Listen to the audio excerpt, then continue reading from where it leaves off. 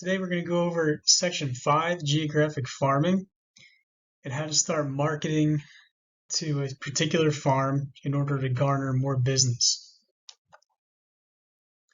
In real estate, geographic farming is marketing your real estate business to a specific neighborhood or location that raises your brand awareness and gains more listings and referral business. The advantage of farming is that you can come to dominate your neighborhood of choice and basically get more business than any other agent who tries to come into that neighborhood. There are a few things that you have to think about when you decide on a farm area.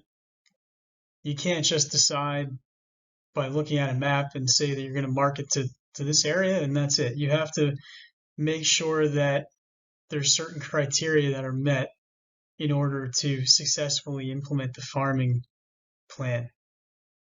You want to find the total number of homes, the yearly turnover rate, and also make sure that there's not one agent that has more than 10% of the market share for that area. After you decide on some areas that you think would be good farm locations, you want to check the numbers. First, you want to make sure that the area has at least 350 homes. And again, you're going to check the numbers for all the locations, but you want to choose a location that has the best numbers out of the ones that you're looking at. So you want to make sure you have at least 350 homes. Anything less than that is not big enough to get you business every year. And then you want to make sure it has a turnover rate of at least 5%. Less than 5% is also not enough business for you every year. To calculate the turnover rate, just follow the formula that's listed here in the slide and apply that to your specified locations. Lastly, make sure that there is not one agent who has most of the market share in the neighborhood. For example, if your area has 350 homes, 10% of that market share will be 35 sales per year. You want to make sure that there's not one particular agent that's doing at least 10% of that market share. If there is an agent doing that, I would suggest moving on to another location because you will then have to compete with them in order to be successful, and it doesn't make sense to do that when you can find a different location where there may not be any agent dominating that. Now that you've finalized the numbers and decided on a location, you're going to start marketing to that area. I recommend doing 2 marketing pieces per month, which is one every 2 weeks. If you don't want to do that many, the minimum is once a month. And so you're going to be sending 2 items out. One is a market update, which can show recent sales data for, say, maybe the last 3 or 6 months, depending on what you want to decide. And the second piece is a community newsletter. Now, you can use fastnewsletters.com for a templated newsletter option that you can print out and customize. But if you want to get even better results, you can make your own newsletter, your own customized newsletter specifically for that community. Also, do not expect to see results overnight. Farming a neighborhood is a long process, and in most cases, it takes at least 6 months to start seeing good results. Now, that's a drawback. However, the positive is that it's a passive activity, and it doesn't take more than a few hours of your time each month. Although farming is a longer process, there are a few things you can do to supplement your mailings.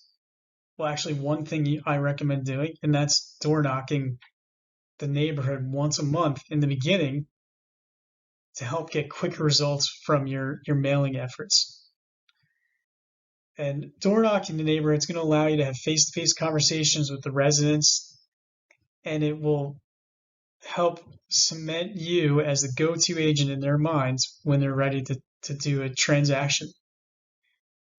Also keep in mind, most agents don't go out and door knock the neighborhoods that they're mailing to. So you can get a leg up on the competition by doing this and further solidify your message.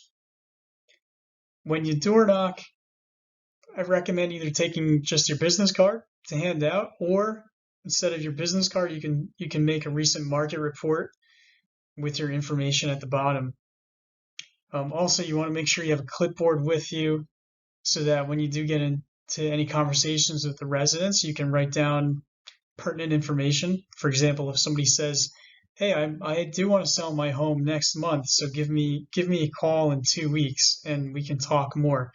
Well, you're going to want to keep that information written down and take their phone number, their email, or any other contact information you can get from them so that you can follow up with them at the right point in time.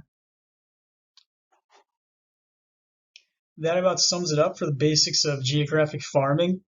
So to get started, follow the steps outlined to determine the location that you're going to start marketing to. Create your marketing mailers and get started sending everything out each month. And then plan some door knocking activities once per month for that neighborhood to get some increased results. At the bottom here, I have a link to an RPR blog article, which gives you some additional information and also provides you with a step-by-step guide on how you can use RPR to create market reports for your chosen farm area. And if you don't have RPR set up, contact me to go over that, and we'll get you set up with that right away. It's actually included with your National Association of Realtors membership. That's all for farming. Thanks for your time and enjoy the rest of your day.